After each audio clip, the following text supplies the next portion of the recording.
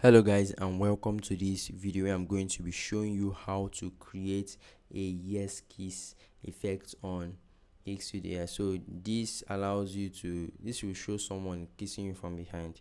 So all you have to do is to go to this website called higgsfield.ai, sign up, create an account, click on apps, scroll down and choose the yes kiss.